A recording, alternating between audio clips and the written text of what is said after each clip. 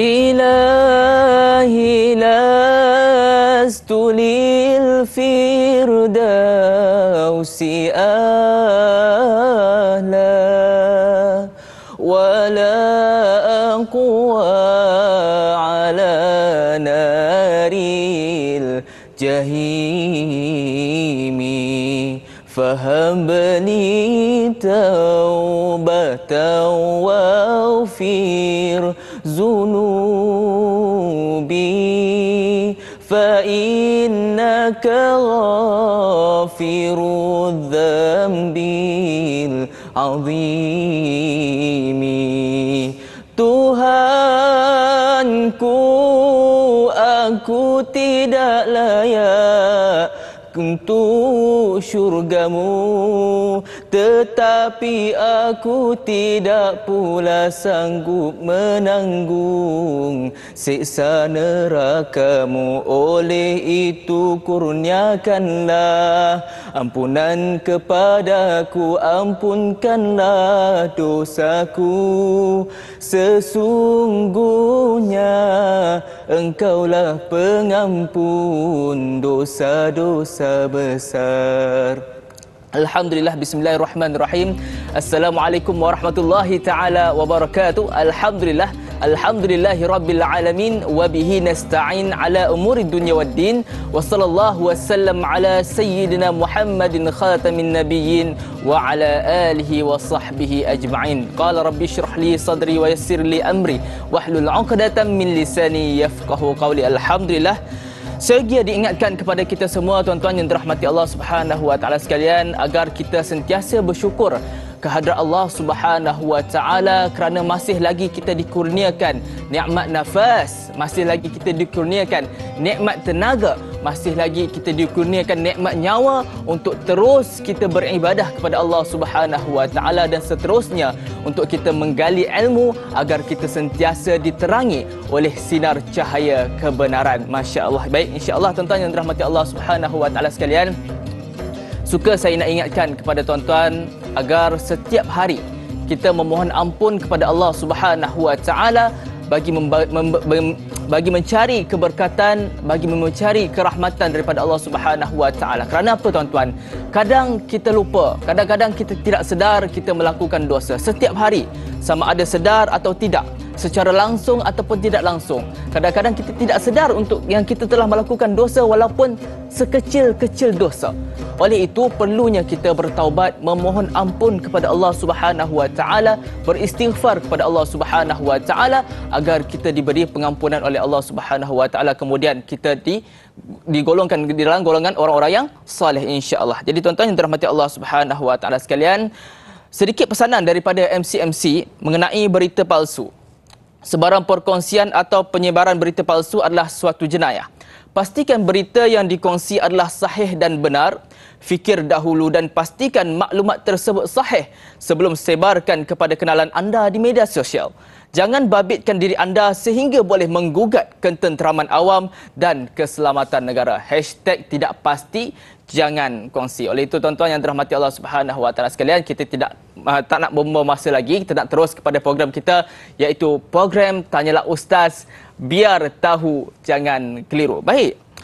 Semalam kita bersama dengan sahabat saya iaitu Da'i Azrin dalam kupasan topik akhlak yang dikupas oleh Al-Fadil Ustaz Ahmad Izhar. Dan hari ini anda bersama dengan saya, Da'i Fahmi, yang akan mengelolakan program kita pada pagi ini. Dan bersama dengan saya iaitu Al-Fadil Ustaz Mustafar Muhammad Suki. Apa khabar Ustaz? Alhamdulillah sihat. Sihat Ustaz? Saya agak bergaya ya Ustaz? InsyaAllah. Alhamdulillah Ustaz. Terima kasih kerana hadir pada program ini. Dan terima kasih juga kepada tuan-tuan dan puan-puan kerana sudi meluangkan masa di dalam program Bual Bicara Terbaik kita, iaitu Tanyalah Ustaz, biar tahu jangan keliru. Dan topik kita pada hari ini tuan-tuan yang dirahmati Allah Subhanahu wa taala sekalian, iaitu berkenaan dengan munakahat, iaitu hak si tiri.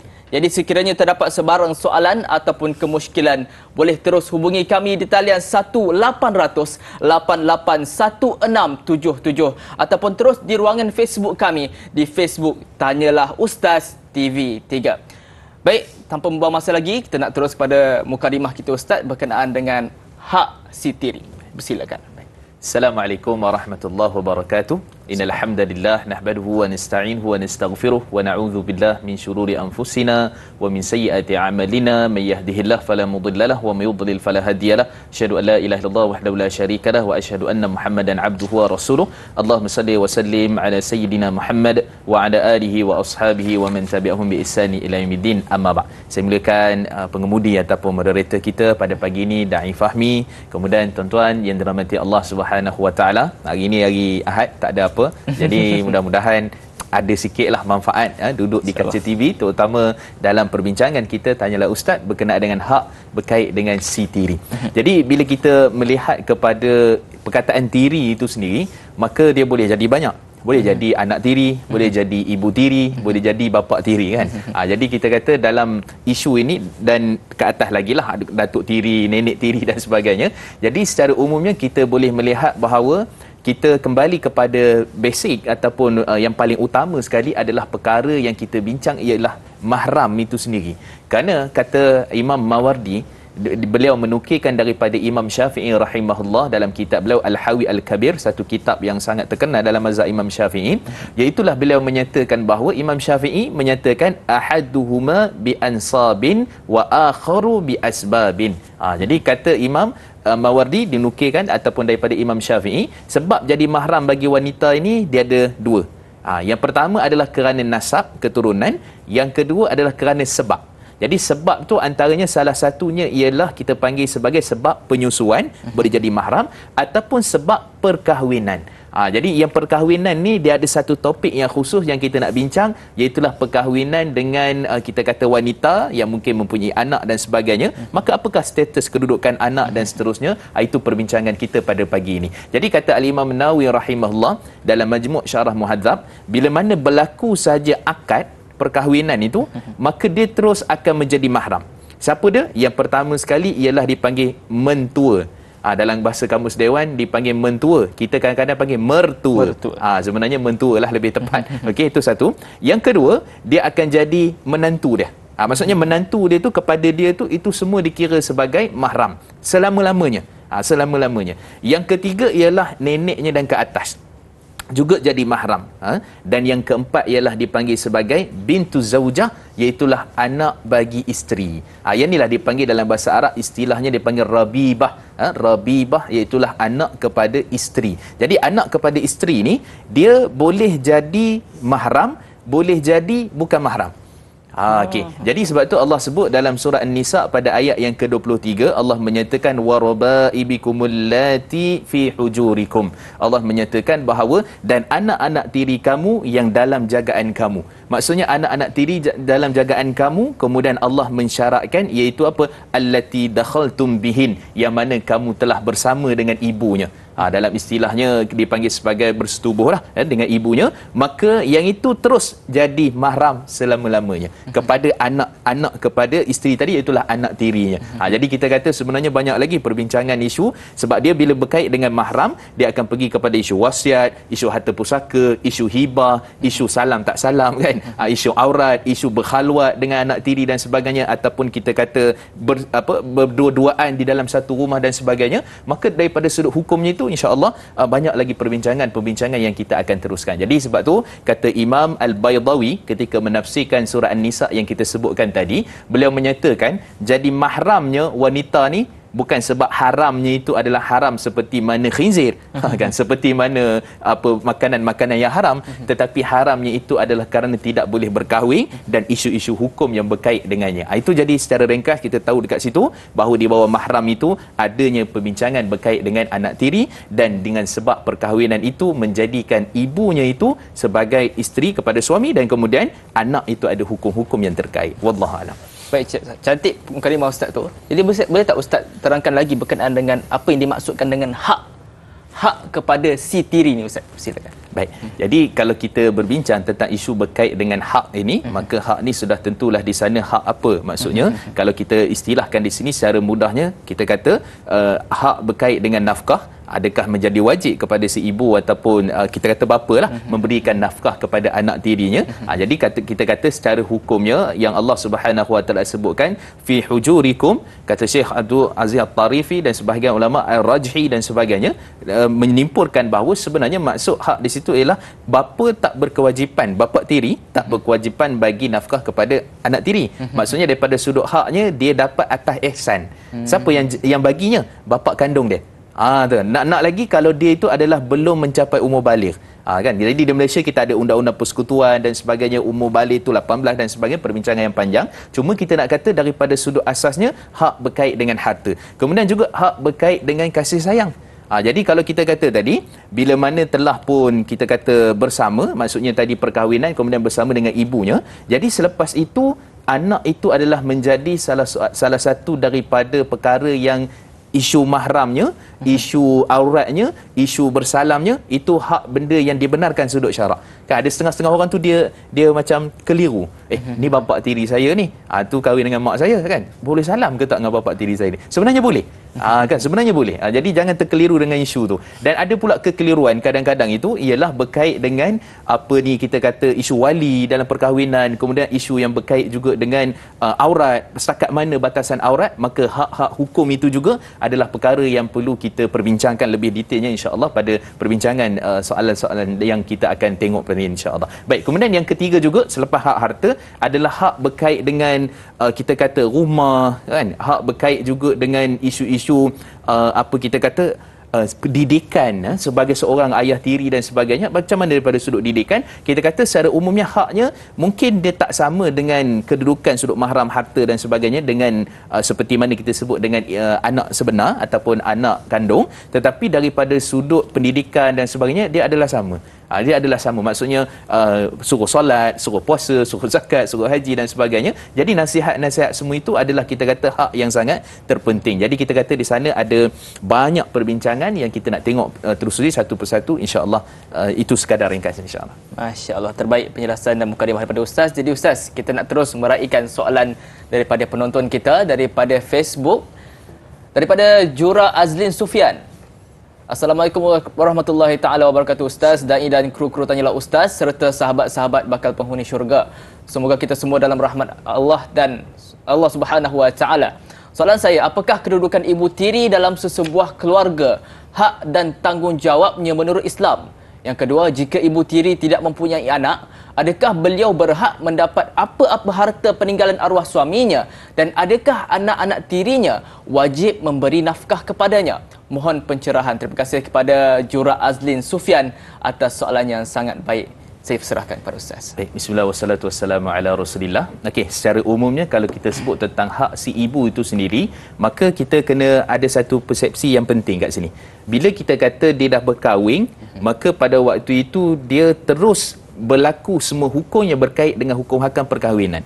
Jadi saya pergi dulu kepada soalan yang kedua tadi tentang isu berkait dengan harta pusaka kan. Jadi bila sebut tentang harta pusaka, dia itu adalah dikira sebagai mendapat bahagian pusaka daripada si isteri, si suami. Jadi kalau contohnya tadi ditanyakan bahawa tak ada anak, contohlah tak ada anak, maka pada waktu tu akan dapat 1/4 lah. Okay, 1/4. Kalau ada anak 1/8. Yang itu biasa, bahagian biasa daripada sudut hukum faraid bila mana ia berkait dengan isu yang kita bincangkan berkenaan dengan hak kepada isterinya. Jadi jangan dah sebut ada setengah orang dia istilah isteri tiri. Dia tak faham tu kan. Sebenarnya tak ada tiri dah berkahwin tu kira dah jadi sebagai suami isteri. Okey, isunya adalah anak tu sendiri, iaitulah kita kata adakah berkewajipan memberikan nafkah kepada ibunya dan sebagainya. Sebenarnya kita kata Imam Abu Ishaq Ad-Dimyati dalam kitab beliau I'anatul Talibin, asalnya siapa nak bagi nafkah ataupun apa nafkah yang perlu dibagikan ni, dia berdasarkan asalnya 3 sebab.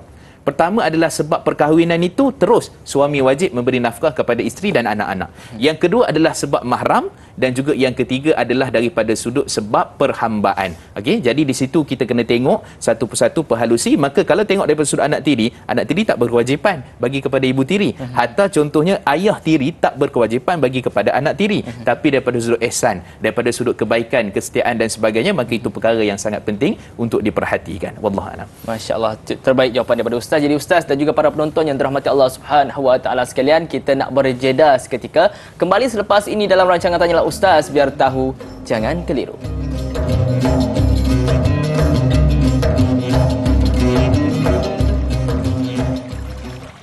Sallallahu ala Muhammad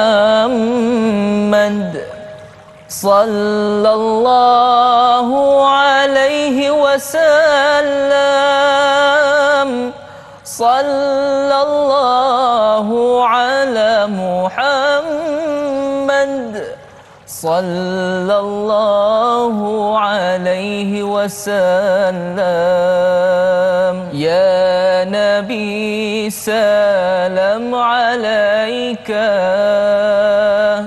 ya Rasul salam alaika, ya Habib salam alaika, salawatullah alaika.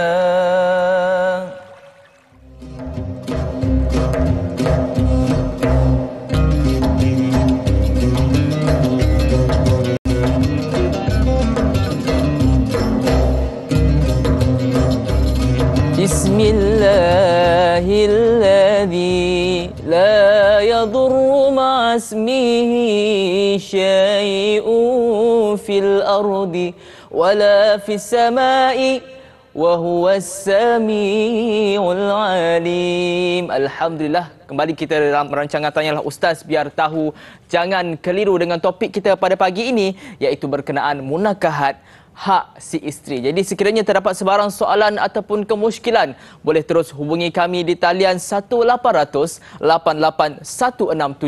ataupun terus di ruangan Facebook kami di Facebook Tanyalah Ustaz TV3. Baik, tanpa membuang masa lagi, kita nak terus ke soalan daripada penonton kita, daripada saudara Ali. Assalamualaikum Ustaz dan dai yang dihormati. Seorang suami berkahwin baru setelah bercerai dengan isterinya. Bolehkah anak lelaki yang lahir dari isteri baru bersalaman dengan bekas isteri bapanya bila berjumpa? Bolehkah anak tiri tersebut berkahwin dengan anak ibu tiri sekiranya mempunyai anak dari suami lain? Mohon pencerahan Ustaz. Terima kasih. Terima kasih kepada saudara Ali atas soalan yang sangat baik. Saya serahkan kepada Ustaz. Baik, bismillah wassalatu wassalamu ala Rasulillah. Satu persoalan yang sangat baik, isu berkait dengan bersalam dan juga berkait dengan perkahwinan. Jadi kalau kita sebutkan tentang salam ini, macam mana kita nak tahu boleh salam ataupun tidak? Sebab tu Imam Ahmad memberikan satu pandangan yang cukup baik. Beliau menyatakan bahawa kita tengok adakah dia boleh mewarisi ataupun tidak harta kita. Maka kalau dia tak boleh mewarisi harta kita, maka sudah tentu dia adalah ajnabi. Maksudnya yang tak boleh kita untuk bersalam dengan dia. Jadi kalau kita tengok daripada sudut asasnya tadi, bila dah berlaku penceraian, sudah habis tempoh iddah dan sebagainya, contohnya tak dirujuk dan sebagainya, maka dia jadi orang lain. Sebab tu dalam Islam, dalam fiqh berkait dengan munakahat ni, kalau dah habis tempoh iddah, tiba-tibalah suami tu berkenan balik kat isteri lama dia. Kena akad yang baru, kena bawa dulang baru dan sebagainya. Tak boleh rujuk balik. Tak boleh rujuk balik kan. Jadi kita kata itu dia punya konsep dia. Jadi dia telah memisahkan hubungan itu dan menjadikan hubungan yang lain di antara yang kita katakan tadi, antara isteri yang baru, anak-anaknya dan juga kepada anak-anak isteri yang bekas isterinya tadi. Jadi kita kata secara umumnya mereka adalah ajnabi dan tak boleh untuk bersalam dan sebagainya. Cumanya kekallah si ayah itu memberikan nafkah kepada anak bekas daripada isterinya, selagi mana mereka itu ada, kita kata sebagai tahap umur baligh dan sebagainya daripada sudut perbincangan di kalangan para ulama dan undang-undang Akta Keluarga Kecil dan sebagainya kita di Malaysia. Baik, kemudian juga isu berkait dengan perkahwinan, maka secara umum kita kata bukan setakat perkahwinan di antara adik-beradik tiri dan sebagainya kan, tapi dia sebenarnya bukan adik-beradik tiri, dah orang lain kan, sebab dah jadi bekas, kita kata sebagai bekas isteri. Tapi kalau katalah contohnya kita kata mungkin meninggal dunia, kan, maksudnya kita kata meninggal dunia tapi ada anak tiri kepada suami dan kemudian berkahwin dan ada anak tiri pula daripada isteri yang baru. Jadi yang itu pun sebenarnya daripada sudut hukumnya boleh berkahwin, tidaklah dikira sebagai satu mahram. Dan juga ayahnya tu juga tadi, kalau kata ayahnya itu ialah kita kata sebagai bapa tiri, dan katalah contohnya, sebab tu Quran mensyaratkan bahawa dalam surah An-Nisa ayat 23 tu mesti ayah itu untuk menjadikan anak dia itu sebagai mahram mesti bersama dengan ibunya. Fa Allah menyatakan fa illam takunu dakhaltum bihin fala junaha alaikum. Kalau kamu tak bersama dengannya pada waktu itu, maka tidak jadi salah kepada kamu. Maksudnya apa? Kalau contoh ibu dia meninggal, kalau contoh ibunya bercerai dan sebagainya, boleh kahwin dengan anak dia, anak tirinya tu tadi, sebab dia tak melibatkan isu berkait dengan mahram kerana tidak berlaku persetubuhan tadi. Maka Quran detailkan tentang isu itu berkait dengan perkahwinan dan juga isu berkaitan dengan salam. Jadi kalau kita melihat detail lagi pada surah An-Nisa tu, kita tahu di sana ada mahram selama-lamanya, ada mahram sekejap. Jadi mahram sekejap tadi contohnya macam tadilah. Maksudnya dia muaqqatah dipanggil. Maksudnya sekejap je dia jadi mahram, tapi kalau berlaku apa-apa isu kemudian dia tak jadi mahram dah. Contohnya macam tadilah. Jadi dia mahram sekejap dengan sebab katalah contohnya dua adik-beradik. Allah menyatakan dalam surah Nisa juga wa an tajma'u bainal ukhtain, kamu tak boleh kahwin dengan dua adik-beradik dia. Contohnya ada akak, ada adik dia. Akak dengan adik kahwin dua-dua sekali. Allah menyatakan tak dibenarkan. Tapi bila mana akak tu contohnya meninggal dunia ataupun berlaku penceraian, dia boleh tak kahwin dengan adik dia? Boleh. Itu juga kita kata sebagai satu mahram yang mana bukan mahram yang mana dikira sebagai ajnabi. Jadi di situlah kita tengok daripada sudut hukum dan juga hak pewarisan, kita dapat tahu siapa mahram, siapa tidak. Wallahualam. Masya-Allah, terbaik penjelasan daripada Ustaz. Jadi Ustaz, kita ada soalan seterusnya daripada pemanggil kita. Hello, Assalamualaikum. Waalaikumsalam warahmatullahi wabarakatuh. Dan Fahmi dan Ustaz, saya Ismail dari Sungai Buloh. Okey, soalan pagi ni saya tanya Ustaz. Doa seorang ibu kandung adalah doa yang diangkat oleh Allah SWT tanpa hijab. Persoalan saya, bagaimana pula dengan doa ibu tiri? Apakah diangkat juga oleh Allah SWT? Itu soalan saya pagi ini. Terima kasih. Assalamualaikum warahmatullahi wabarakatuh. Waalaikumsalam warahmatullahi taala wabarakatuh. Terima kasih kepada saudara Ismail Mat Isya atas soalan yang sangat baik. Saya serahkan kepada Ustaz. Baik, bismillah wassalatu wassalamu ala Rasulillah. Okey, terima kasih kepada Tuan Haji Ismail. Pertama sekali kita melihat adalah daripada sudut kita kata, sebab tu Imam An-Nawawi rahimahullah menyatakan bahawa mahram itu boleh jadi dengan sebab berapa keadaan. Pertama, perkahwinan. Yang kedua adalah berkait dengan kita kata kaum kerabat, dan kemudian juga berkait dengan yang kita panggil sebagai penyusuan. Okey. Jadi maksud dekat sini kita kena tengok satu persatu. Kalau kata ibu kandung, sebab apa? Sebab perkahwinan antara ibu dan ayah kita, dan sebenarnya juga kaum kerabat. Kaum kerabat. Itu satu isu. Yang kedua, kalau mana yang dipanggil sebagai ibu tiri tadi, maka ibu tiri yang dah cukuplah sebagai lengkap ibu tiri lah. Maksudnya dia jadi mahram selamanya kepada si anak dan tak boleh berkahwin suaminya tu, kerana atas dasar apa? Kerana tadi bersama tadi tu. Itu yang kita bincangkan di awal tadi. Maka di sini daripada sudut doa, doa ni asalnya betul lah kita kata doa ibu dan sebagainya, dan sebab tu ibu adalah kedudukan yang paling utama. Sebab tu dalam Imam Al-Bukhari dalam hadis yang sahih menyatakan bahawa antara ala ukhbirukum bi akbari kabair, hendakkah aku bagi tahu pada kamu dosa yang paling besar. Sebab kita biasa dengar dosa besar, dosa kecil. Sebenarnya ada dosa yang paling besar, dosa kecil. Kan. Jadi antaranya apa? Uqud walidain, iaitulah mendahaka kedua ibu bapa. Jadi ibu bapa tak boleh dahaka, doa mereka adalah doa yang terbaik dan sebagainya. Jadi sebenarnya adakah ibu tiri juga begitu? Kalau kita tengok sebenarnya, kalau contoh Da'i Fahmi doakan saya bi zahril ghaib, dipanggil dalam keadaan saya tak tahu, pun antara doa yang mustajab. Dan malaikat kata walaka mithluh, iaitulah engkau akan dapat juga seperti mana yang engkau doakan dalam hadis yang sahih. Jadi menunjukkan bahawa sebenarnya tak ada hijab juga, apatah lagi dia adalah ibu tiri kita yang dikahwini oleh ayah kita dan sebagainya, dan kita juga taat, tunduk dan patuh. Cuma beza sikit adalah harta pusaka dan sebagainya. Tapi daripada sudut taat, patuh, doa dan sebagainya, maka itu juga termasuk daripada doa yang tidak ada hijabnya mudah-mudahan. Dan bila sebut yang tidak ada hijab ni, maksudnya daripada sudut bagaimana berdoa, apakah sunnah dalam berdoa, itu perkara yang penting. Maka mudah-mudahan dengan sebab tu, kalaulah kawan-kawan kita pun doa dengan kita pun, mudah-mudahan Allah makbulkan, apatah lagi ibu tiri kita. Jadi kita kata ini juga termasuk daripada perkara yang kita galakkan juga kepada, walaupun ibu tiri, walaupun jauh sikit hubungan itu, tapi dia tetap dikira sebagai satu doa yang kita terbaiklah untuk kita doakan kepada anak tiri kita. Wallahu a'lam. Masya-Allah, terbaik jawapan daripada Ustaz. Jadi Ustaz, kita ada soalan seterusnya daripada pemanggil kita juga. Hello, Assalamualaikum. Waalaikumsalam warahmatullahi wabarakatuh. Saya ke Da'i ke Ustaz. Waalaikumsalam warahmatullahi wabarakatuh. Siapa di sana? Saya Robizan dekat Garang. Masya-Allah, apa khabar puan? Alhamdulillah baik. Da'i baik Alhamdulillah, alhamdulillah. Jadi soalannya apa puan? Saya nak tanya, macam mana pula jika ibu bapa tu kahwin luar negara, ada anak tapi dia datang mungkin nak tukar harta, boleh ke? Bagaimana tu puan? Contoh macam ni, ibu bapa tu kahwin luar negara, betul bercerai, ada anak tiri, anak itu datang suka harta. Itu soalan saya. Okey, baik. Terima kasih Puan. Sama-sama. Assalamualaikum. Baik Puan. Terima kasih Puan Robizan Abu Bakar atas soalan yang sangat baik. Saya serahkan kepada Ustaz. Baik, bismillah wassalatu wassalamu ala Rasulillah. Okey, pertama isu berkahwin di luar negara, yang kedua adalah isu berkait dengan pewarisan anak tiri daripada sudut harta tadi. Baik, pertama sekali berkahwin di luar negara itu bila balik di Malaysia perlu didaftarkan. Okey, perlu didaftarkan sebab nanti dia akan bimbang jadi isu-isu yang tidak sebaiknya lah. Ada isu pergaduhan, isu persengketaan, juga isu yang berkait dengan tuntutan harta, hak penjagaan dan sebagainya. Okey, jadi saya nasihatkan yang mungkin berkahwin apa semua, maka daftarkan di Malaysia dari sudut perundangan kita di Malaysia. Baik, itu satu. Yang kedua ialah berkait dengan hak si tiri tadi, dia mungkin kait juga dengan harta luar negara tu. Kan. Jadi secara umumnya kalau kita perhatikan daripada sudut tuntutan ini, dia harta luar negara ni dia masalah sikit.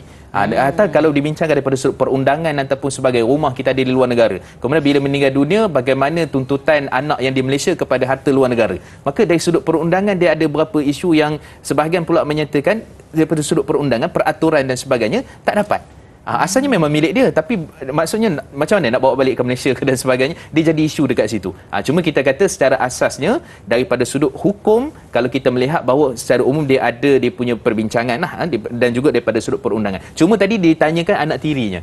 Jadi kalau kita tengok anak tiri ni, dia kena faham ada beberapa isu. Pertama, adakah anak daripada ibu dia tadi? Kalau ibu dia maksudnya seibu. Jadi bila seibu ni dia dapat harta pusaka kalau ibu dia meninggal dunia. Kalau bapa tiri meninggal dunia tak dapat. Tapi kalau bapa tiri ada anak, maksudnya sebapa pula, maka dia akan dapat harta pusaka. Jadi kita nak kena tengok kat situ. Maksudnya kalau betul-betul anak tiri, kalau contoh suami isteri berkahwin, kemudian isteri ada anak, yang meninggal siapa? Suami. Maka suami tak anak tiri tadi tak dapat harta pusaka sebab silang. Tapi kalau dia ke bawah, contohnya suami, ibu yang meninggal dunia, maka dia ada anak ibu tu, maka ibu tu maksudnya suami akan mewarisi harta pusaka, anak tu akan mewarisi harta pusaka, anak yang selepas tu pun akan mewarisi harta pusaka sebab seibu. Jadi itu kita kena jelas betul-betul tu di mana kedudukan kita, sebab kadang-kadang dia isu itu boleh menjadikan kita syak dan ragu-ragu, dan akhirnya kita kata menafikan hak orang yang sepatutnya. Itu kita kena tengok betul-betul. Wallahualam. Masya-Allah, terbaik jawapan daripada Ustaz. Jadi Ustaz dan juga para penonton yang dirahmati Allah Subhanahu wa taala sekalian, kita nak berjeda seketika, kembali selepas ini dalam rancangan Tanyalah Ustaz, biar tahu jangan keliru. La ilaha illallah wahdahu la syarika lah, lahul mulku wa lahul hamdu wa huwa ala kulli syai'in qadir.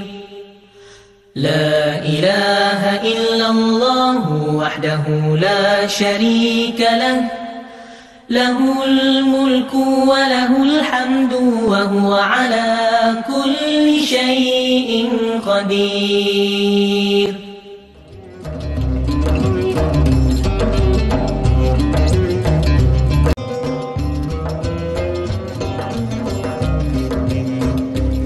Astaghfirullahalazim alladzi la ilaha illa wal hayyul qayyum wa atubu ilaih. Alhamdulillah, kembali semula kita di dalam rancangan Tanyalah Ustaz, biar tahu jangan keliru. Jadi suka saya nak ingatkan buat para penonton yang baru saja menyaksikan program kita pada pagi ini, topik yang sedang kita bincangkan adalah berkenaan dengan munakahat, hak si tiri. Jadi sekiranya terdapat sebarang soalan ataupun kemusykilan, boleh terus hubungi kami di talian 18881677 ataupun terus di ruangan Facebook kami di Facebook Tanyalah Ustaz TV3.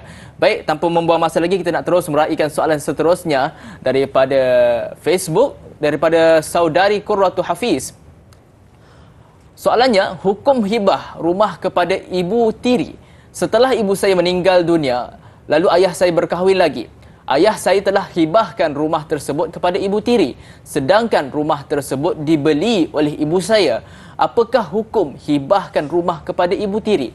Terima kasih saudari Quratul Hafiz atas soalan yang sangat baik. Saya serahkan kepada Ustaz. Baik, bismillah wassalatu wassalamu ala Rasulillah. Okey, secara umumnya hibah inilah yang mana kita katakan sebagai satu cara kaedah untuk diberikan kepada tiri-tiri ni. Kan sama ibu tiri ataupun anak tiri dan sebagainya. Sebab mereka tak dapat harta pusaka.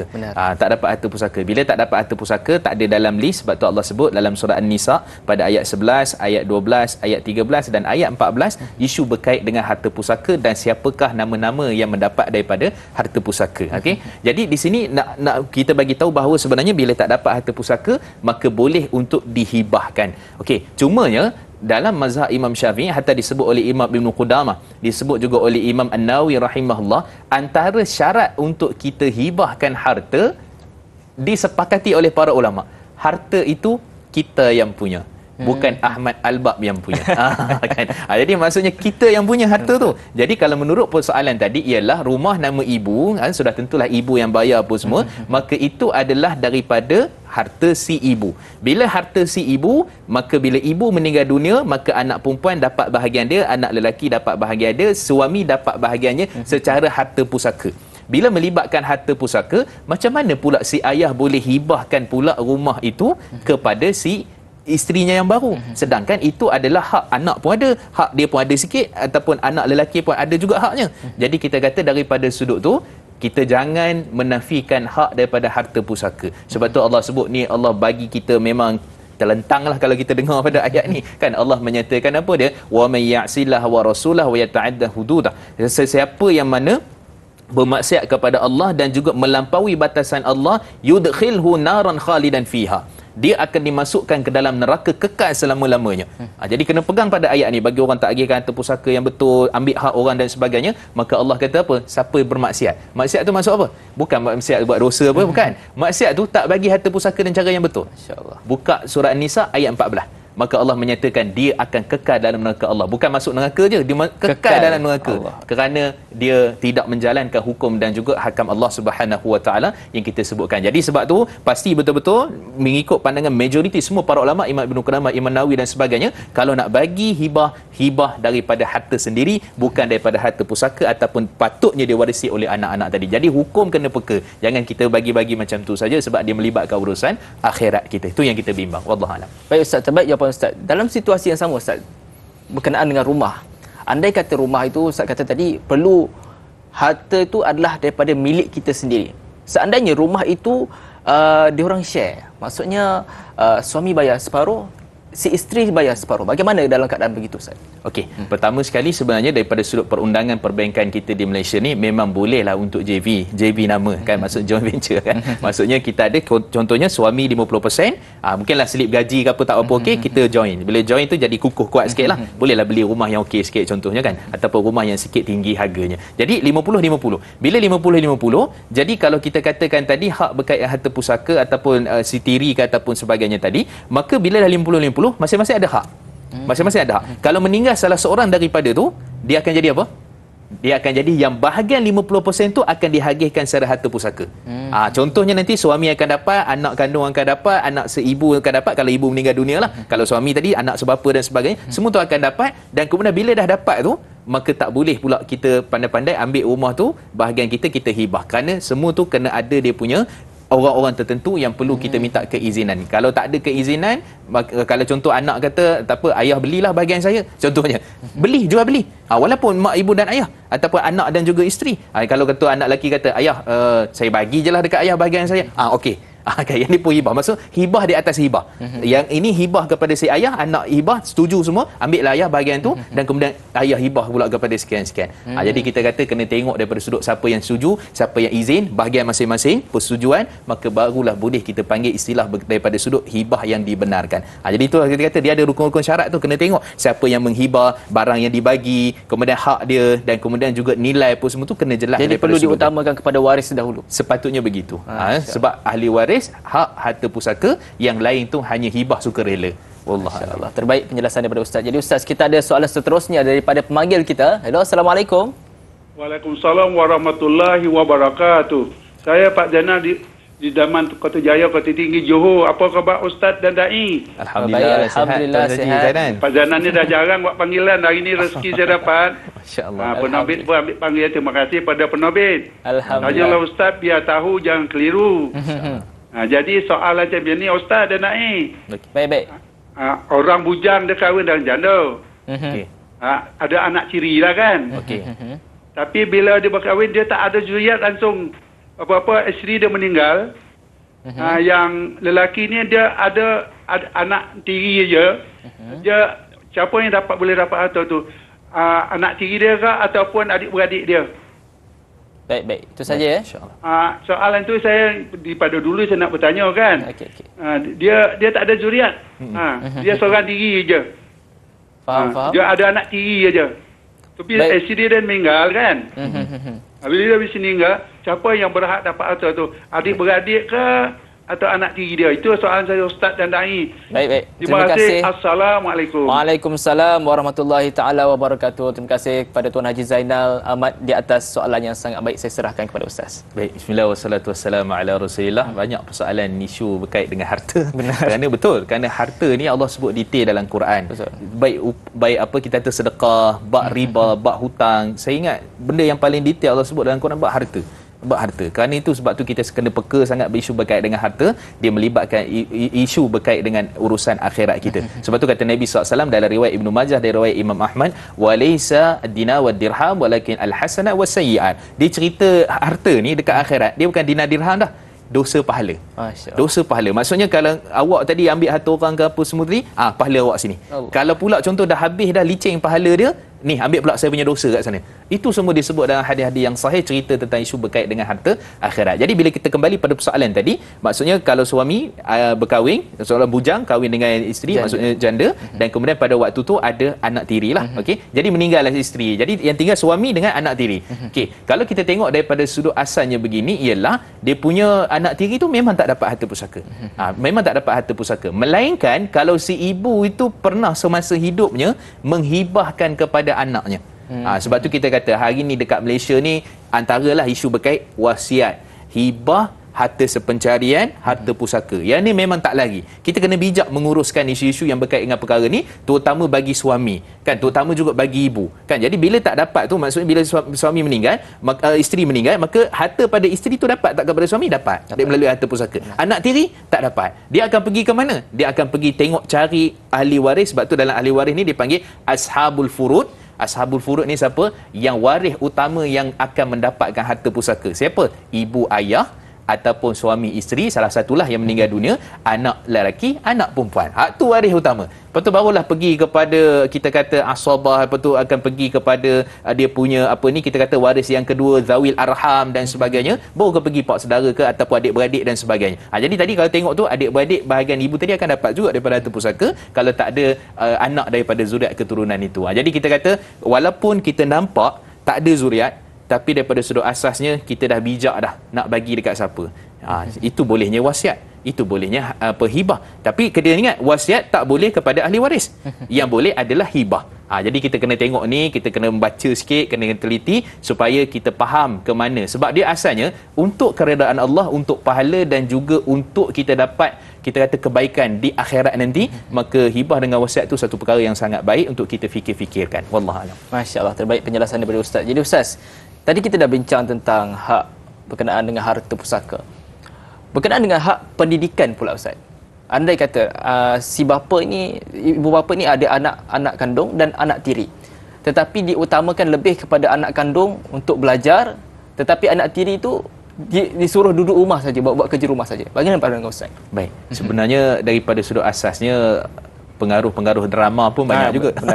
Pengaruh drama, pengaruh realiti dan sebagainya. Menganak-tirikan anak tiri.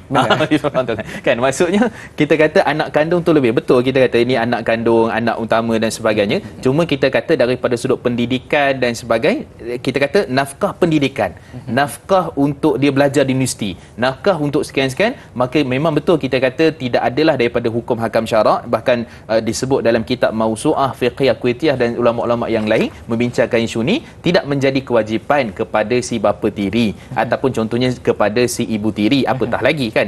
Jadi kita kata tidak jadi kewajipan. Cuma kita kata daripada sudut agama, daripada sudut pendidikan, daripada sudut bukan nafkah pendidikan, tapi pendidikan dalam rumah tangga, pendidikan daripada sudut sama taraf dan sebagainya, itu satu perkara yang tidak boleh untuk kita adanya di sana, kita kata tak balance lah.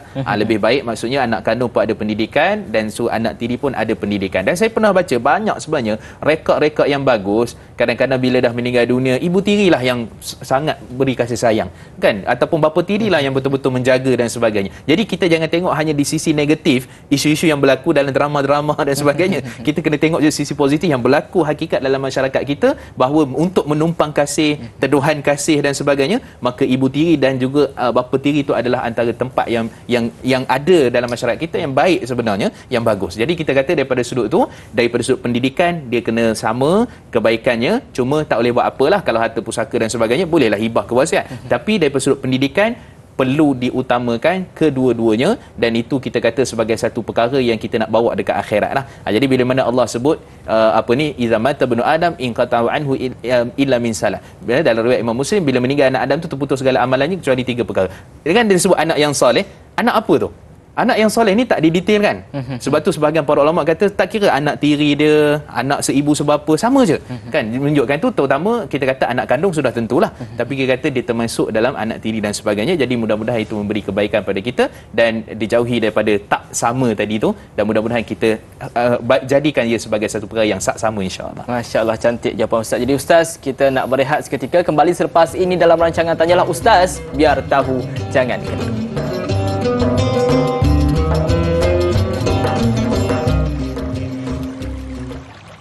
Sallallahu ala Muhammad,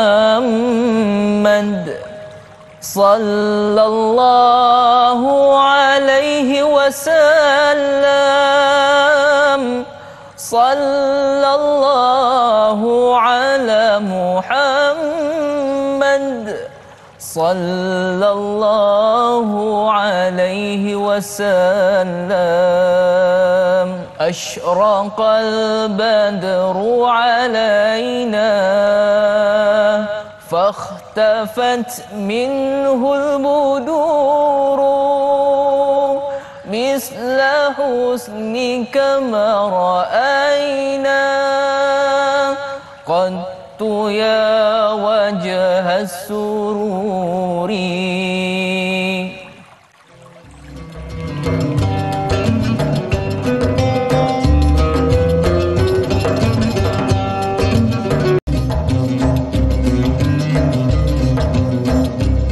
Alhamdulillah, kembali semula kita di dalam rancangan Tanyalah Ustaz, biar tahu jangan keliru, dengan topik kita pada pagi ini iaitu munakahat hak si tiri. Jadi sekiranya terdapat sebarang soalan ataupun kemusykilan, boleh terus hubungi kami di talian 1-800-881677 ataupun terus di ruangan Facebook kami di Facebook Tanyalah Ustaz TV3. Baik, kita nak terus kepada soalan kita daripada Teratai Uda. Adakah cara pengiraan harta faraid untuk anak dan ibu atau ayah tiri sama seperti ayah atau ibu serta anak sendiri? Mohon penjelasan Ustaz. Terima kasih kepada Teratai Uda atas soalan yang sangat baik. Saya serahkan kepada Ustaz. Baik, bismillah wassalatu wassalamu ala Rasulillah. Kalau kita perhatikan berkait dengan persoalan ini, sebenarnya kalau suami isteri itu samalah. Samalah. Kalau contohnya kita kata pada hukum asalnya, kalau kita melihat ataupun kalau ada ibu dan ayah, maka ibu dan ayah kalau ada anak lelaki dan sebagainya, anak perempuan, maka akan dapat 1/6 lah terutamanya, dan kemudian suami akan dapat 1/4 kalau ada anak, tak ada 1/2 kan. Kemudian juga isteri kalau tak ada anak, maka pada itu 1/4. Kalau ada anak maka dapat 1/8. Anak lelaki 2 bahagian, anak perempuan 1 bahagian. Kalau anak perempuan ramai, lebih pada 2, 3, 4, maka 2/3 mereka berkongsi 2/3 tu. Itu kita kata secara asas pembahagian daripada sudut harta pusaka. Cumanya dari cerita berkenaan dengan anak tiri tadi, maka tak dapat. Maka tak dapat. Bila tak dapat tu kita kata Nabi SAW sebutkan dalam hadis sahih riwayat daripada Imam Al-Bukhari, tapi bukan dalam Sahih Bukhari, dalam Adab Mufrad, hadis sahih, kata Nabi SAW, tahadu wa tahabu, kan, iaitu apa dia? kamu berikanlah hadiah, iaitu hibah, maka kamu akan lebih kasih mengasihi. Kan, jadi kita kata pada waktu itu si ibu kena tahulah anak tiri tadi, contoh dia sayang anak tiri dia, memang nak bagi apa semua dia bagi, kan, dengan melalui hibah ataupun wasiat tadi. Ataupun sama juga dengan bapa pun sama juga, kalau sayang, kalau apa sekian-sekian nak bagi juga, mungkin dari sudut belanja dan apa, boleh dihibahkan ataupun diwasiatkan. Itu dia punya konsep yang ada dalam Islam. Dia punya cara pengiraannya tetap sama. Suami macam tu saya sebut tadilah, ada yang kata suami tiri ada yang kata isteri tiri. Dah lah, bila dah kahwin tu suami isteri. Suami isteri tu kena jelas. Bila berkahwin suami isteri, maka telah ada harta pusaka bahagian mereka. Kalau katalah contohnya, kalau ditengok kat Malaysia ni ada peruntukan macam Majlis Fatwa Kelantan dan sebagainya, Majlis Ulama Islam Kelantan, juga Perak, juga Selangor dan sebagainya, kebanyakan negeri adanya tuntutan harta sepencarian. Juga berlaku kepada suami isteri yang berkahwin walaupun mereka mempunyai anak tiri yang kita sebutkan tadi. Jadi kita kena faham betul-betul daripada sudut pewarisan dan kemudian daripada sudut pengiraan harta pusaka. Kalau kita tak dapat, banyak dah tempat-tempat sekarang ni yang boleh mengira harta pusaka, kan, sama ada pejabat pusaka kecil, sama ada amanah raya berhad, kan, sama ada konsultan tertentu, ada juga di bahagian majlis agama. Jadi banyak dah, kan, kita jangan duk runsing, jangan duk dapat ke tak dapat, saya ada hak, tanya betul-betul, pastikan betul-betul, rupanya tak ada hak. Gitulah contoh dia, wallahu a'lam. Masya-Allah, terbaik penjelasan daripada Ustaz. Jadi Ustaz, kita ada soalan seterusnya daripada pemanggil kita. Hello, Assalamualaikum. Waalaikumsalam warahmatullahi wabarakatuh. Dai Fahmi dan juga Ustaz Mustafa Muhammad Suki. Saya Omar Abdul Majid dari Felda Cini Timur 3, Pekan Faham. Assalamualaikum Ustaz dan Dai. Waalaikumsalam warahmatullahi wabarakatuh. Kalau saya begini Ustaz, kita biasanya kalau si suami dengan si isteri itu sama-sama ada anak dan sama-sama ada anak tiri, itu mungkin jarang berlaku apa yang dikatakan sebagai pengabaian ini. Jadi kadang yang menjadi masalahnya bila si suami ataupun salah seorang tu tak ada anak isteri, bukan anak dia, maksudnya dia tak ada anak tiri. Jadi itu yang jadi masalah. Jadi persoalan saya Ustaz, untuk menganggap, orang pula menganggap persepsi ini kadang-kadang si ayah tiri ke ibu tiri ke semuanya jahat. Itu yang jadi masalah sikit tu. Jadi soalan saya, apakah sekiranya hak si tiri itu diabaikan ataupun sengaja diabaikan, tidak diambil peduli, apakah ia sama juga bagaimana pengabaian terhadap anak sendiri ni Ustaz? Contohnya macam Ustaz kata tadi, kita nak sak sama, bukannya sak wasangka, tapi kita ni biasanya banyaknya sak wasangka kepada anak tiri, ayah tiri, ibu tiri, semuanya jahat. Jadi apakah sekiranya si tiri ini diabaikan dan sengaja diabaikan, sama ke hukumnya, dosanya dengan kita abaikan anak kita sendiri juga ni Ustaz? Itu soalan saya Ustaz dan Dai. Terima kasih banyak Ustaz dan Dai. Assalamualaikum. Waalaikumsalam warahmatullahi taala wabarakatuh. Terima kasih kepada Tuan Haji Omar Abdul Majid atas soalan yang sangat-sangat baik. Jadi Ustaz, saya serahkan pada Ustaz. Baik, bismillah wassalatu wassalamu ala Rasulullah. Terima kasih kepada Tuan Haji Omar. Aqra bin Habis, satu orang sahabat Nabi SAW, namanya Aqra bin Habis. Jarang kita dengar nama sahabat ni. Jadi Aqra bin Habis ni, kata beliau, innali, sesungguhnya bagi aku ni 10 walad, aku ada 10 orang anak. Kan, sebabnya beliau melihat Nabi SAW, Nabi mencium sayang sungguh Nabi dekat cucu-cucu Nabi SAW. Maka Aqra bin Habis pun dia tengok, ya Rasulullah, aku ada 10 orang anak, seorang pun ma qabaltu ahad, aku tak pernah cium pun seorang pun di kalangan mereka. Nabi kata apa? Nabi kata, malam yarham lam yurham. Siapa yang mana tak menyayangi dan mengasihi, dia tidak disayangi dan dikasihi oleh yang di atas, Allah Subhanahu Wa Taala. Jadi nak menunjukkan bahawa sebenarnya kita kena faham dan kita kena pastikan betul-betul, walaupun dia tu anak tiri, walaupun dia tu hatta anak angkat pun, anak susuan sekalipun, yang mungkin pada asalnya tak ada kaitan pun dengan kita, tetap kita nak jadikan ia sebagai seorang yang kita kasihi dan Allah mengasihi kita. Hatta kalau tengok tu kepada haiwan pun Nabi sebut apa dalam riwayat Imam Muslim, innallaha kataba ihsana ala kulli syai, sesungguhnya Allah itu menulis ihsan, kebaikan, belas kasihan kepada setiap sesuatu. Jika kamu nak sembelih binatang, pakai yang tajam, Nabi kata, kan, kamu rehatkan dia dan sebagainya, jangan kamu gopoh rapahkan dia. Jadi menunjukkan ihsan itu, kebaikan itu kepada semua manusia. Apatah lagi kita kata berkait dengan kita kahwin dengan ibunya ataupun ibunya kahwin dengan ayahnya. Jadi walaupun berlaku kita kata bukanlah pada zuriat yang asal, tetap kita berlaku ihsan, dan kalau kita mengabaikannya tetap juga kita dikira sebagai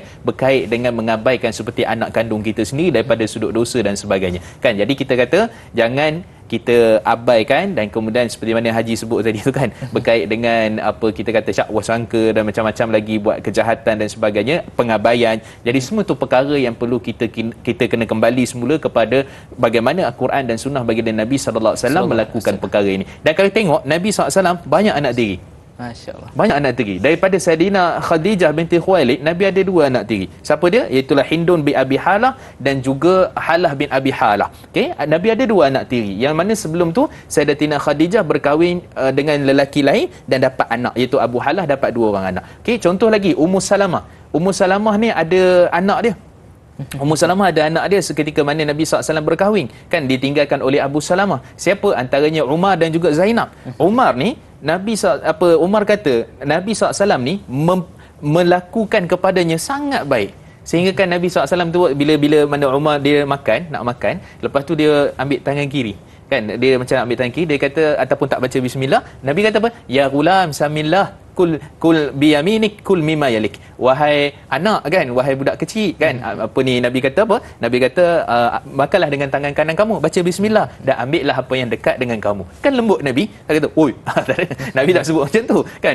Jadi maksud Nabi dengan anak-anak tiri Nabi macam mana dalam sirah pun kita nampak bahawa benda ni berlaku, kan. Jadi kenapa Nabi berkahwin antara dengan Sayyidina Khadijah juga Ummu Salamah, nak mempamerkan kepada kita bagaimana akhlak baginda Nabi sallallahu alaihi wasallam dengan anak-anak tiri. Dan semua tu kata Nabi yang paling terbaik, bapa tiri mereka lah yang paling terbaik, Nabi sallallahu alaihi wasallam. Jadi itu yang kita nak contoh. Wallahu a'lam. Masya-Allah, cantik jawapan Ustaz. Jadi Ustaz, kita ada soalan seterusnya daripada Laila Dila Rosa daripada Facebook. Dalam soal nafkah, adakah wajib mendahulukan hak anak kandung berbanding dengan anak tiri? Apa pula antara kewajipan dari seorang anak tiri perempuan terhadap bapa tirinya? Mohon pencerahan. Terima kasih kepada saudari Laila Dila Rosa di atas soalan yang sangat baik. Saya serahkan kepada Ustaz. Baik, bismillah wassalatu wassalamu ala Rasulillah. Okey, berkenaan dengan kewajipan, berkenaan juga dengan isu kita kata bagaimana pengurusan berkait dengan anak tiri ini, maka kita kata Nabi sallallahu alaihi wasallam menyebutkan dalam banyak hadis bagaimana isu nafkah ini. Pertama, dalam riwayat Imam Ahmad, kata Nabi SAW ada satu orang tanya, kan, iaitulah sahabat, dia kata innali dinar, aku ada 1 dinar, alaman unfik, kepada siapa yang aku nak belanjakan? Kan. Jadi Nabi SAW kata ala nafsik, kepada diri kau. Kemudian ya Rasulullah, kalau aku ada 1 dinar lagi, kan, Nabi SAW sebut apa? Ala ahlik, kepada ahli keluarga kamu. Ahli keluarga kamu siapa? Iaitulah anak dan isteri kamu yang paling utama. Kerana itu berkewajipan, dipanggil sebagai nafkah yang wajib, kan, yang kita berikan kepada anak dan juga isteri kita yang paling utama. Adapun daripada sudut anak tiri kita, seperti mana kita sebutkan tadi, memanglah bapa tirinya tak berkewajipan untuk memberikan nafkah, tetapi daripada sudut belah kasihan, ihsan dan juga kebaikan, maka diberikan. Cuma jangan sampai bapa kandungnya culas dalam isu berkait dengan nafkah. Sebab kadang-kadang, minta maaf lah, di Malaysia ni banyak isu kadang-kadang tuntutan berkait dengan nafkah. Banyak naik mahkamah. Katalah contoh bila dah diputuskan oleh mahkamah, okey, si bapa kena membayar nafkah kepada si ibu, contohnya nafkah iddah, dan juga nafkah kepada anak. Nafkah apa? Nafkah berkait dengan anak lah waktu kecil. Katalah contohnya 10,000. Betul, okey, mengaku bersalah apa semua, betul bayar. Lepas habis keluar mahkamah tu tak bayar. Allah. Jadi kita kata benda ni sangat, kita kata bukan isu mahkamah, bukanlah sekadar isu peraturan, tapi isu agama. Isu melibatkan akhirat yang kita tak bagi hak, yang kita zalimi dan sebagainya, maka itu perkara yang perlu kita sangat-sangat perhatikan. Adapun kepada ibu tiri dan sebagainya tadi, anak perempuan dan sebagainya, dia ada hak-hak berkait dengan apa? Kita nak kena tengok daripada sudut bersalam boleh ke tak? Secara umumnya kalau bapa tiri boleh bersalam. Okey, kemudian isu aurat dan sebagainya, maka dalam mazhab Syafi'i daripada sudut aurat ni tidak ada masalah seperti anak kandung sendiri. Kemudian juga berkhalwat berdua-duaan, dia dengan anak tirinya saja contohnya pun boleh, selagi mana tidak datang dan juga aman daripada fitnah dan sebagainya, isu-isu yang terkait. Wallahu a'lam. Masya-Allah, cantik jawapan Ustaz. Jadi Ustaz dan juga para penonton yang dirahmati Allah Subhanahu wa taala sekalian, kita nak melabuhkan tirai di TV3, namun jangan ke mana-mana. Kita akan berbaki lagi 30 minit di siaran TV9. Kembali selepas ini dalam rancangan Tanyalah Ustaz, biar tahu jangan keliru.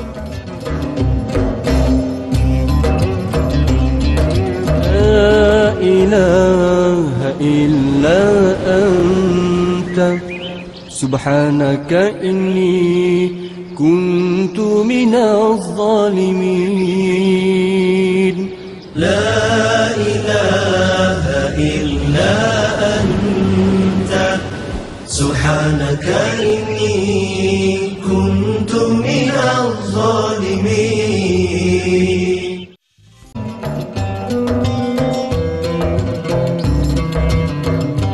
Alhamdulillah, kembali semula kita di dalam rancangan Tanyalah Ustaz, biar tahu jangan keliru dengan topik kita pada pagi ini, iaitu munakahat hak si isteri. Jadi tanpa membuang masa lagi, kita nak terus meraihkan soalan daripada penonton kita daripada Facebook, daripada saudara Pak Suli Romli. Soalan saya, adakah saudara tiri berhak mendapat pusaka atau harta sepencarian dari ibu atau bapanya? Apakah hak-hak mutlak si tiri dalam kanun perundangan Islam di negara kita yang perlu diketahui dan boleh dituntut? Terima kasih kepada saudara Pak Suli Romli atas soalan yang sangat baik. Saya serahkan kepada Fadil Ustaz kita. Baik. Bismillah wassalatu wassalamu ala Rasulillah. Berkait dengan tuntutan harta sepencarian ini, dia sebenarnya daripada sudut perbincangannya dia lebih dekat kepada al-adatu muhakkamah. Maksudnya berkait dengan uruf dan adat setempat kita turun temurun, sehinggalah majlis agama ataupun Majlis Jemaah Ulama di Kelantan 2005 dan juga di Selangor juga 2005 ataupun sebelum tu lagi membincangkan boleh adanya tuntutan harta sepencarian di antara suami dengan isteri. Kan, jadi di sini asalnya adalah suami dengan isteri. Okey, tapi bila mana berlaku contohnya kematian salah seorang, jadi ada anak tiri, maka anak tiri ni nak buat tuntutan kepada harta si bapa tiri dia. Bukan ibu kandung dia. Ibu kandung dia tak ada masalah dah. Kalau bapa kandung dia tak ada masalah dah. Maksudnya seibu sebapa, maka kalau bapanya meninggal dunia, maka dia dapat harta pusaka. Kalau seibu, maka ibu dia meninggal dunia dapat harta pusaka. Tapi masalahnya ialah harta sepencarian. Maka daripada sudut tuntutan harta sepencarian, pertama sekali biasanya adalah ibu dan ayah lah. Okey, ibu dan ayah ataupun suami isteri lah yang menuntut tu. Ayah kita tu maksudnya kan. Okey. Jadi itu asal daripada sudut hukumnya. Cuma kalau nak dituntut selepas kematian, terutama anak tiri boleh buat tuntutan, tapi dapat belum tentu.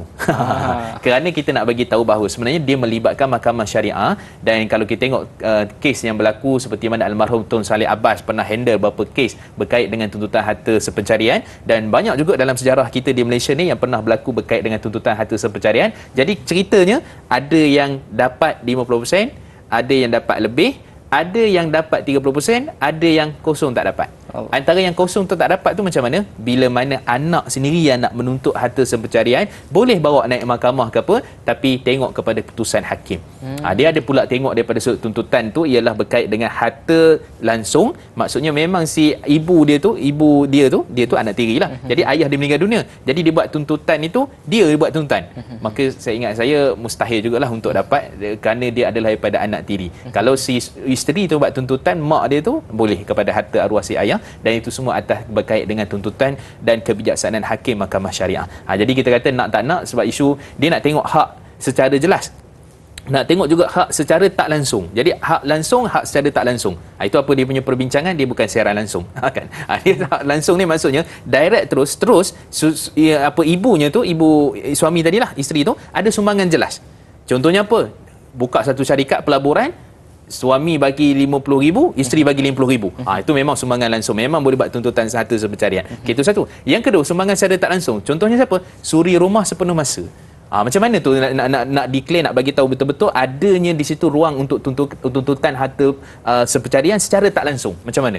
Itu semua mahkamah lah. Mahkamah akan tentukan, boleh file di mahkamah, boleh ada perbincangan. Cuma dapat tak dapat tu ceritanya ialah hakim yang akan menentukannya. Wallahualam. Masya-Allah, jelas jawapan Ustaz. Jadi Ustaz, kita ada soalan yang seterusnya daripada Siti Norbaya daripada Facebook.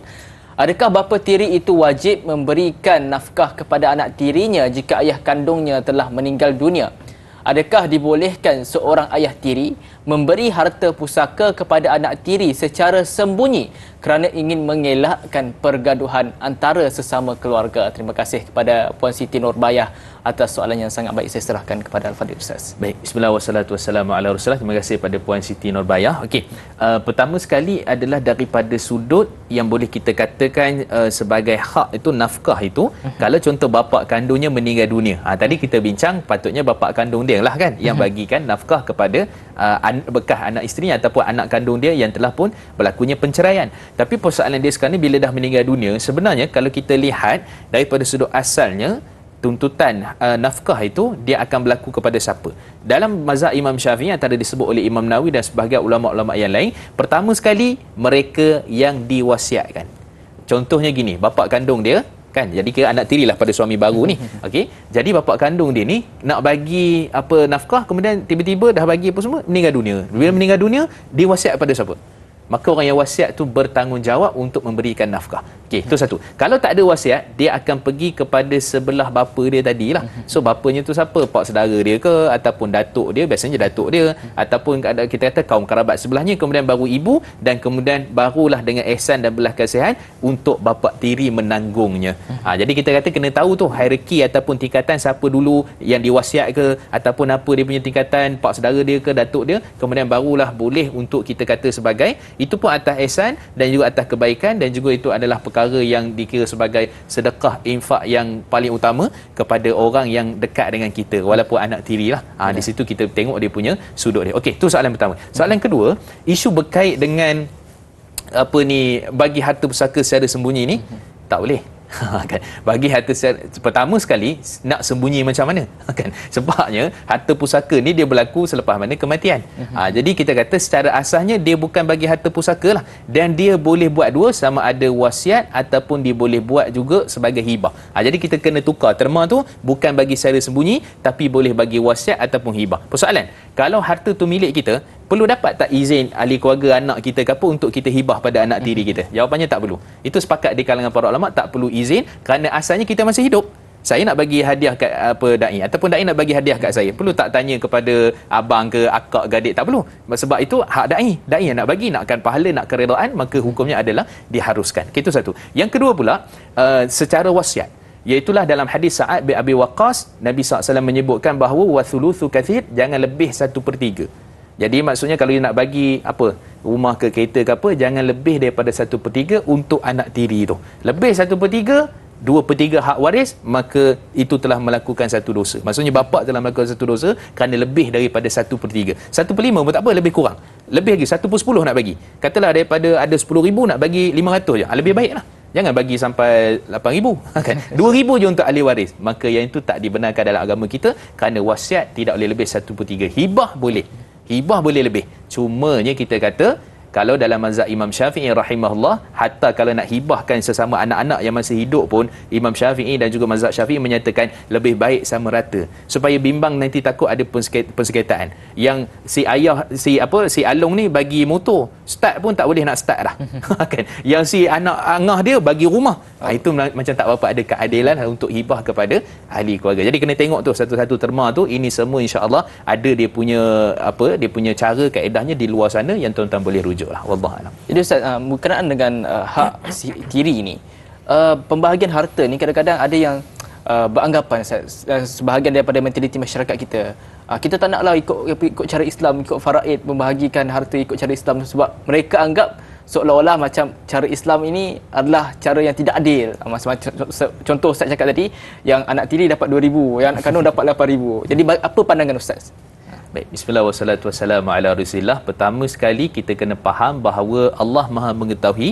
Sebab tu Allah dah buat dah di dalam Al-Quran, dalam surah An-Nisa ayat 10 pun, ayat 11, ayat 12, ayat 13, 14 menceritakan bahagian yusikumullah fi auladikum, kan, Allah telah mewasiatkan kepada kamu, yakni harta pusaka kepada anak-anak kamu. Bahagian semua tu Allah dah tentukan. Cumanya kita rasa tak adil ni sebab biasanya golongan liberal, golongan-golongan yang suka nak mencemarkan Al-Quran dan hadis Nabi, dia kata tak adil. Mana tak adilnya Islam? Adil. Sebab kita ada hibah, kita ada wasiat. Kalau kata contohnya adik perempuan tu dapat satu bahagian je, abang nak bagi lebih, abang boleh tanazul dipanggil, taharruj dipanggil. Tanazul ni maksud apa? Gugurkan hak dia, dia bagi sikit kepada anak perempuan dia. Tak ada masalah. Hatta contoh nak sama rata tapi dengan syarat, semua kena berkumpul, duduk, masing-masing tahu bahagian masing-masing. Kemudian abang ngah, abang long apa semua kata, ni sebab anak tiri ni, adik tiri kita ni tak ada apa, maka abang ngah nak bagilah dekat dia. Contoh bahagian abang ngah, yang lain semua terpulanglah, ambil lah bahagian masing-masing. Sebab itu hak yang sepatutnya masing-masing dapat. Maka abang ngah nak bagi, abang long nak bagi kat adik tiri, silakan, tak ada masalah. Kan itu ada satu benda yang sangat baik. Cuma jangan menafikan hak. Okey, selepas tu semua pula kata nak bagi, kita sama rata je lah. Kan sebab Islam ikut secara Islam, nak ikut cara apa? Nak ikut cara tak Islam, nak ikut cara liberal, nak ikut golongan-golongan yang menentang Quran Sunnah dan sebagainya. Kita kata itu tak sepatutnya keluar daripada mulut orang yang beriman. Macam mana kita taat solat, puasa, zakat, haji, macam tu kita taat pada isu berkait dengan harta pusaka. Sebab apa? Nak menguji keimanan manusia, adakah teguh di atas arahan Allah ataupun dia nak culah sebaliknya. Jadi itu kita kena betul-betul faham. Jadi cerita tentang nak hak sama rata tadi dengan syarat semua dah tahu hak masing-masing, semua dah ada pembagian, kemudian semua kata kita sepakat bagi sama rata. Kan dalam hadis riwayat Al-Baihaqi, walaupun hadisnya dhaif, lemah, tapi Nabi sallallahu alaihi wasallam menyatakan bahawa illa ayyasha'a warathah, melainkan ahli waris semua bersetuju. Bagi sama rata. Cuma kena tahu hak waris berapa bahagian dan sebagainya. Jadi tak ada kita kata tak adil. Kan contoh lagi kita kata ni apa, kenapa suami kena bagi mas kahwin? Kenapa suami dapat bahagian banyak? Sebab suami menanggung nafkah. Habis isteri dapat mas kahwin. Isteri dapat nafkah. Jadi tak payah risau sangat isu harta pusaka tu. Nafkah hari-hari yang suami bagi, suami yang beriman sungguh tu dia bagi nafkah lah kan. Yang tak beriman tu masalah lah kan. Jadi kita kata di situ ada keadilan, sana nampak kurang, di sini nampak lebih. Kena faham betul-betul. Dia ramai yang tak faham berkenaan dengan maksud sebenar adil tu sendiri. Sebab ramai yang memahami adil itu mesti 50-50, sama rata semua. Betul. Sebenarnya adil itu adalah meletakkan sesuatu kena pada tempatnya. Betul tak Ustaz? Betul. Jadi perlu kita memahami konsep adil itu tak semestinya adil itu adalah 50-50, 50-50 sama rata. Tetapi ini Allah dah tetapkan definisi adil ini adalah meletakkan sesuatu itu kena pada tempat dia. Jadi Ustaz, kita nak terus ke soalan yang seterusnya daripada saudara Muhammad Izwan Hamim daripada Facebook. Seorang bapa pernah berkahwin dan ada 4 orang anak. Apabila sudah bercerai dan berkahwin lain, dapat 6 orang anak. Apabila sudah dapat 6 orang anak, si bapa ni membeli sebuah rumah, yakni harta sepencarian dengan isteri baru. Setelah si bapa dan isteri baru itu meninggal, adakah anak-anak daripada isteri yang pertama boleh tuntut rumah yang dibeli tadi? Terima kasih kepada saudara Muhammad Izwan Hamim atas soalan yang sangat baik. Saya serahkan kepada Ustaz. Baik. Bismillah wassalatu wassalamu ala Rasulillah. Pertama, semua itu adalah anak kandungnya walaupun daripada isteri yang lain. Hatta dalam isu berkait dengan poligami sekalipun, tetaplah itu ada anak kandung. Kalau bapa tu meninggal dunia, maka semua tu isteri pertama, kedua, ketiga, keempat ataupun anak-anak daripada isteri apa semua tu akan mendapat hak daripada harta pusaka. Kan sebab kadang-kadang bila isu ini dia bergaduh, isteri pertama tu dia menafikan hak isteri kedua, ketiga. Tak, isu hak harta pusaka wajib. Itu arahan Allah Subhanahu Wa Taala walaupun dalam isu berkait dengan poligami. Jadi kalau meninggal dunia tadi, katalah contohnya si ibu dengan si bapa meninggal dunia.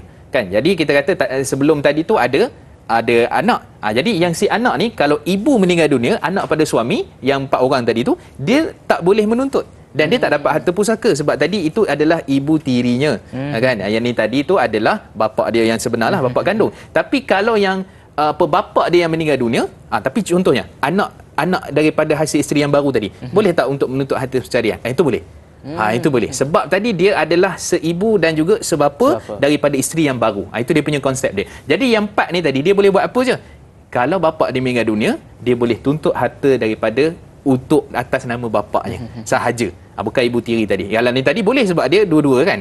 Jadi kita kata kena faham betul susu galur, siapa yang berkahwin, Dol mati dulu ke, Minah mati dulu ke kan. Jadi semua tu kena perhati betul-betul, tengok anak siapa, kemudian juga apa kaitannya dengan si bapa ni, tiri ke anak seibu ataupun sebapa. Semua itu akan kita faham bagaimana urus berkait dengan isu ini. Wallahu alam. Masya-Allah, terbaik jawapan daripada Ustaz. Jadi Ustaz, kita terus. Okey, baik. Kita nak berehat seketika. Kembali selepas ini dalam rancangan Tanya Ustaz, biar tahu jangan keliru.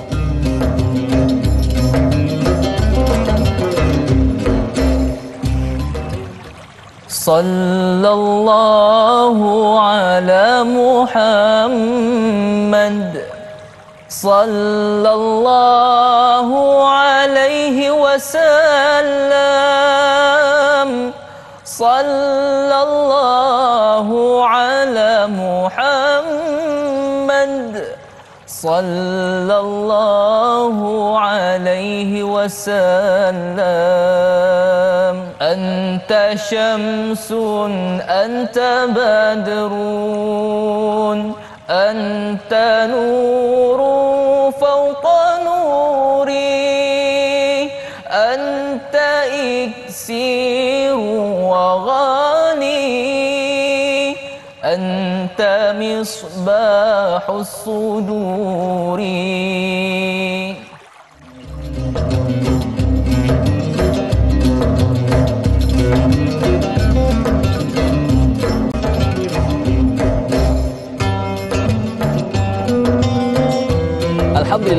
semula kita di dalam rancangan Tanyalah Ustaz, biar tahu jangan keliru. Pejam celik dan habis dah program kita Ustaz. Di last blok kita pada pagi ini.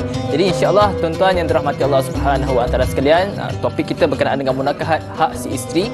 Sekiranya terdapat sebarang soalan ataupun kemusykilan, boleh terus hubungi kami di talian 1800 881677 ataupun terus di ruangan Facebook kami di Facebook Tanyalah Ustaz TV3. Baik, insya-Allah kita nak terus meraihkan soalan daripada para penonton kita. Daripada saudari Diana. Soalannya pertama, bagaimana pembahagian harta pusaka suami terhadap isteri, 2 anak lelaki dan ibu bapa suami? Yang kedua, bagaimana jika harta-harta tersebut diperolehi semasa suami telah berkahwin dengan si isteri? Bolehkah dituntut sebagai harta sepencarian? Yang ketiga, sebelum meninggal, si suami terlantar sakit tanpa upaya. Segala keperluan keluarga termasuk si suami dan dalam tempoh iddah ditanggung si isteri sendiri. Bolehkah dibuat tuntutan? Yang keempat, bagaimana pula pembahagian pusaka tersebut jika si isteri melangsaikan segala hutang piutang si suami? Terima kasih kepada saudari Diana atas soalan yang sangat baik, dan saya kira soalan yang sangat banyak juga sebenarnya Ustaz.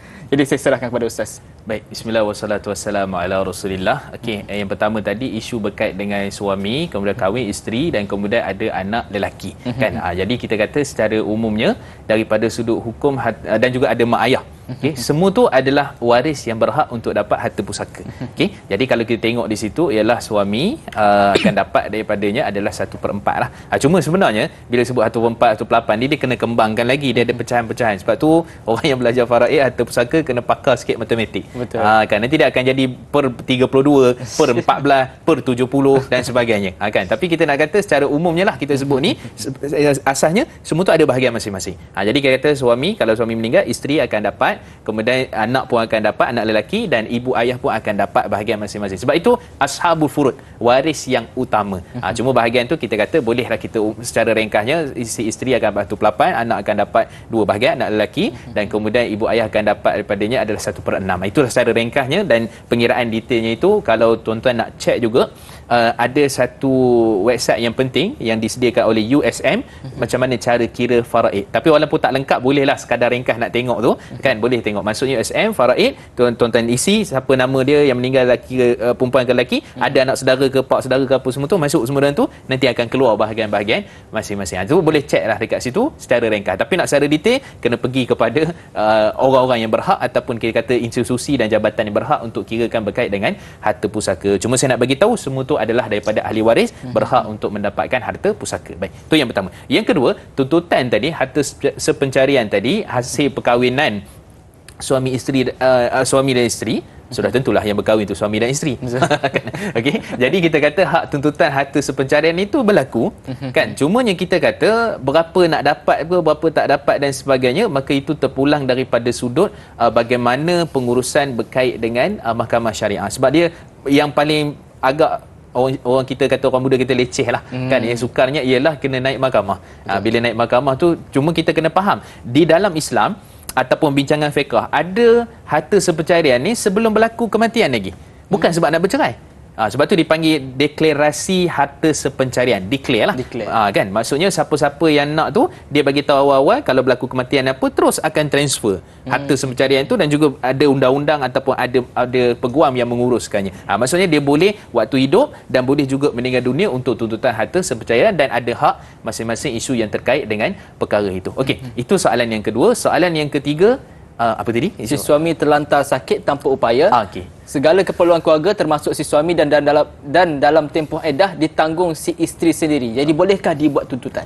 Okey, sebenarnya secara umumnya waktu terlantar sakit dan sebagainya tu, dia kena tengok, sebab suami ni kalau dia ada simpanan ke apa, itu duit yang asal lah. Itu duit asal. Sehingga kalau habis pun, itulah sebenarnya tanggungjawab asal kepada si suami, yang mana dia akan menggunakan nafkah waktu apa kita kata perbelanjaan waktu dia sakit, dan nafkah untuk isteri menguruskan dan sebagainya. Tapi kalau semua tu isteri yang buat, boleh tak nak buat tuntutan apa semua, kita kata tidak jadi masalah. Kerana asalnya sebelum ini kena jelas ni, duit isteri duit isteri. Betul.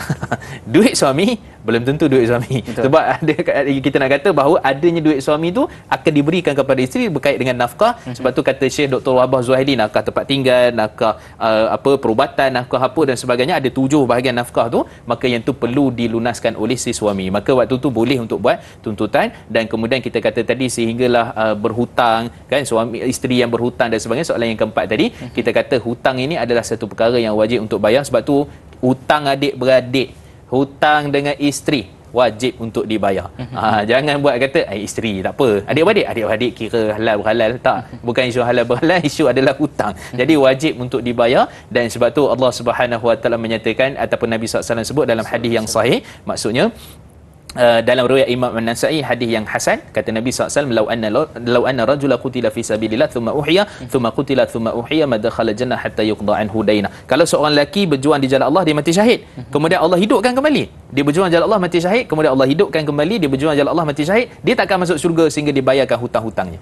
Maksudnya suami pun kena berhati-hati. Kalau suami sehingga meninggal dunia, selesaikan hutang isteri dulu, barulah isteri pula akan dapat daripada harta pusaka. Kan, jadi kita kata tu kena jelas betul-betul, sehingga Nabi tekankan 3 kali kalau mati syahid pun tak masuk syurga. Sebab apa? Kerana tidak dibayarkan hutang-hutangnya. Ini satu perkara yang perlu kita perhatikan betul-betul. Jadi itulah secara ringkas 4 persoalan yang kita sebutkan tadi. Wallahualam. Masya-Allah, terbaik jawapan Ustaz. Jadi Ustaz, kita pun sudah sampai ke penghujung rancangan. Jadi boleh Ustaz berikan kita 3 pengajaran topik bagi topik kita pada pagi ini, iaitu munakahat hak si isteri. Silakan. Bismillah wassalatu wassalamu ala Rasulullah. Pertama, sebagai isu berkait dengan mahram, kita kena tahu apakah hak-hak berkait dengan hukum hakam yang ada. Hak pusaka, hak aurat, hak wali, hak apa dan sebagainya. Maka semua itu berkait dengan isu berkait dengan si anak tiri tadi tu. Baik, itu yang pertama.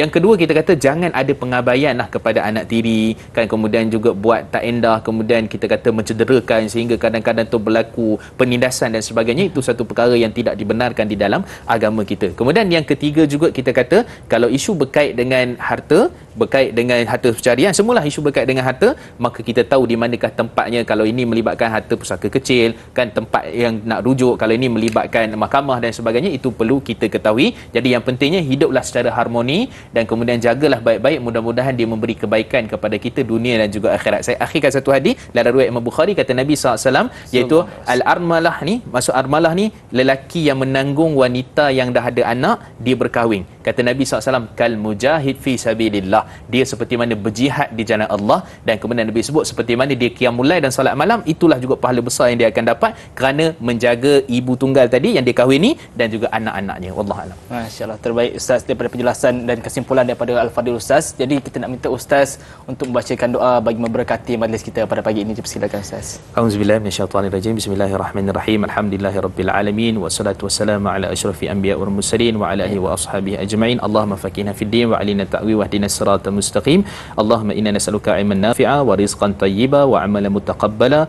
Rabbana atina fid dunya hasanah wa fil akhirati hasanah wa qina adzaban nar. Wa sallallahu ala Muhammad wa ala alihi washabihi wa barik sallim walhamdulillahirabbil alamin. Amin amin ya rabbal alamin. Terima kasih kepada Al-Fadil Ustaz kita kerana sudi meluangkan masa bersama dengan kami untuk mengupas topik berkenaan dengan munakahat hak si isteri. Terima kasih Ustaz. Terima kasih juga para penonton yang dirahmati Allah Subhanahu Wa Taala sekalian kerana sudi meluangkan masa bersama-sama dengan program Tanyalah Ustaz, dan insya-Allah teruskan istiqamah dengan program Tanyalah Ustaz pada hari esok bersama dengan moderator kita iaitu Da'i Luqman dan bersama panelnya Ustaz Amran Yusof dengan topik hadis dan amalan kenapa 3 kali, dengan tarikh dan masa iaitu Isnin jam 6.50 pagi 16 Januari 2023. Jangan lupa temu janji kita di dalam rancangan Tanyalah Ustaz, biar tahu jangan keliru. Jadi saya akhiri majlis kita pada pagi ini dengan tasbih kafarah dan suratul Asr. Subhanakallah wa bihamdika asyhadu an la ilaha illa anta astaghfiruka wa atubu ilaik. Bismillahirrahmanirrahim. Wal 'asr innal insana lafi khusr illa alladhina amanu wa 'amilus solihati wa tawassaw bil haqqi wa tawassaw bis sabr. Amin amin ya rabbal alamin. Sehingga kita berjumpa lagi di masa akan datang. Assalamualaikum warahmatullahi taala wabarakatuh.